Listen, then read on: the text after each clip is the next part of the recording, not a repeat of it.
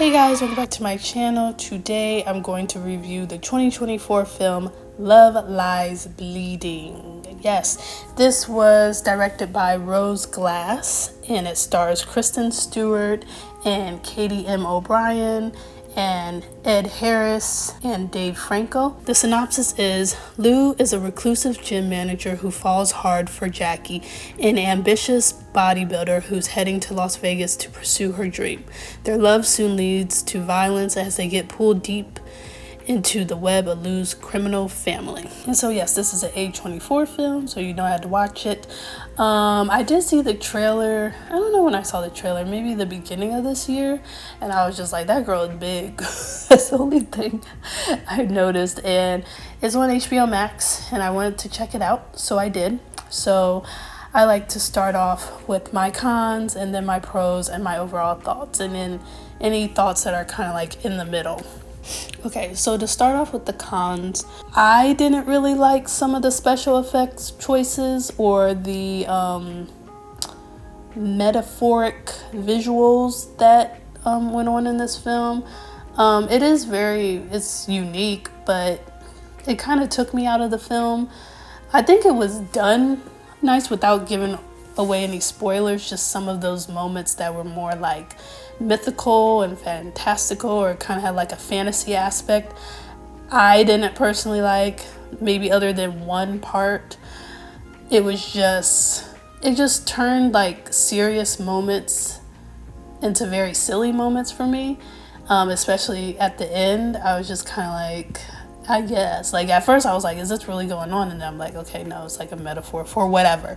But those moments, even though they didn't happen that often, it kind of took me out of the film. So I liked the way it was displayed, especially with her body getting bigger. That was probably my favorite as far as the special effects or that kind of fantasy side of the film. But overall, I didn't really like that aspect of the film. And honestly, I didn't really like the flashbacks. That took me out as well. Again, it was filmed well, but it just took me out. I just have this thing in films when there's like a climax or there's like these serious moments. I hate when the characters start to talk about dumb stuff. And that was a feeling I got towards the end. After some of these murders, it's like there's a conversation about almost like infidelity, and I understand that the person wasn't in their right mind. Maybe that's why they brought it up, but I'm like, this is stupid. Why are we talking about this right now? You just murdered 2 people. This is what we need to be focusing on. So sometimes those scenes, they're realistic because sometimes that is what pushes people to murder or to do crimes, but I just felt like I just can't stand random dialogue when serious moments are happening in serious scenes. So, and then my last comment would definitely be Kristen Stewart's acting. I was trying to remember, I guess I haven't seen her in anything, but I have seen like the little quirks that she has in this film. I've seen in like clips that I've seen of her. I've never seen the Twilight series.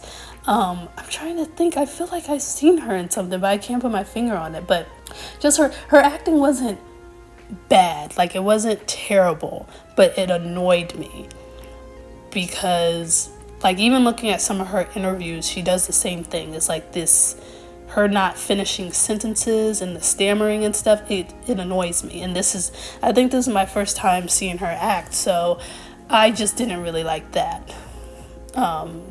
As far as her acting, it just kind of took me out. That being said, with the pros, I really liked the acting from the woman who played Jackie, Katie O'Brien. I think that's her name, Katie M. O'Brien. I thought she did wonderful. I really liked her acting, and I was wondering if she was a bodybuilder in real life, like just that dedication. I don't think she's a bodybuilder. I went to her Instagram. But just seeing that dedication to the character, I thought the acting was great. I thought, just her character was very complex in her emotions, and seeing her 1 minute be very elated to her being angry, it just worked well.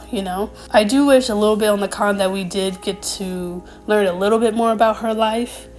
We only got like a glimpse into it, and I understand that I don't know, maybe we didn't have enough time, but I just wish that there was a little bit more about her world and her life.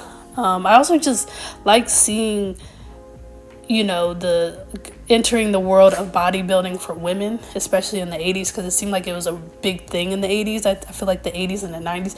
And the 80s was really big for fitness, so I liked seeing that and her prepare for it.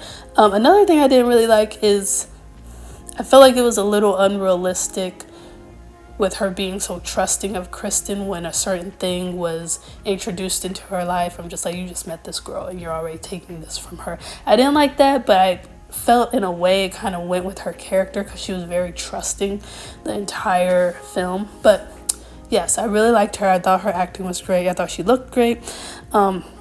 In general, I thought the film was very intense. It kept me on like the edge of my bed, I guess. It just kept me just intrigued the entire time. I wasn't bored.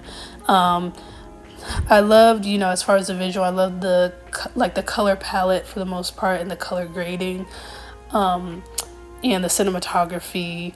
The wardrobe was great. The score, I liked the score because I'm just not, I guess in seeing some of these films, they're making me more of a fan of the 80s, but I've never been a huge fan, and I think it's because from what I've seen of the 80s, it's always been like the very loud and obnoxious colors, and not like the good primary colors of the 90s, but like the bright bubblegum pop colors in the music I don't really like. But seeing some of these films like this one and 80s Iron Claw, which I don't know about that film, that took me a little bit to get through, but it's just giving me a different perspective of the 80s.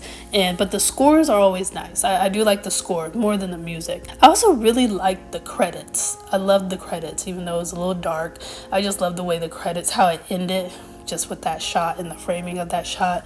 Another thing that I did hear somebody else say, because I tried to not watch any reviews. I think I only watched one review, somewhat of a review of this. But one thing that someone that has said that I did feel was interesting was like the sound design with, because it's a very gruesome film. So with some of the sound effects when you hear the squishing, and even like with the feet part, I don't do feet, but the feet part, just hearing the crunch, I'm just like, ooh, like you can hear everything.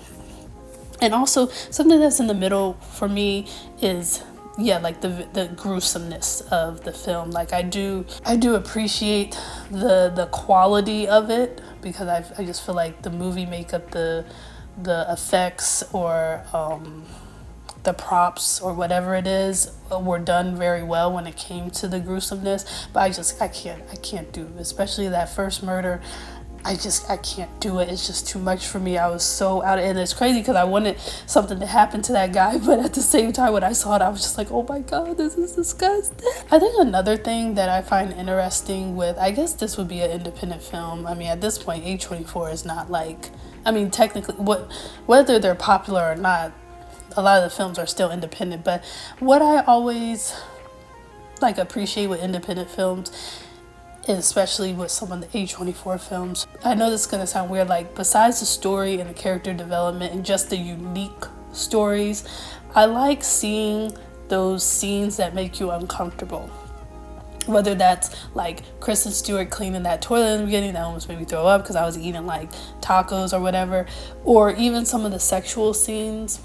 I always find, even though sometimes they can be cringy and they can be disgusting, I like seeing that because I just feel like sometimes when you're watching mainstream films, they definitely try to avoid that stuff, like grotesque stuff, and then of course sex scenes, that's just non-existent in some of these mainstream films, and I like seeing that because it's just real. But yeah, the intimacy between them I think was great. One of them sex scenes, I think maybe the second one, I was like, what are we doing? We're stretching? What are we stretching? What orifice are we stretching? Because I was trying to figure out what's going on. But I was just trying to figure out what was going on. I didn't have a problem with the scene. I was just like, what's going on? But it's just those scenes, you don't see that in mainstream films. So yeah, so I liked it. If I could score this film, if I could give this film a score, I would give it a 8 out of 10. So yes, so if you've seen this film, tell me your thoughts below, how you felt about it, the acting, the story, just A24 films in general, how you feel about the 80s. And yeah, tell me your thoughts below. If you like this video, like, comment, and subscribe, and look forward to my next video. Thanks for watching.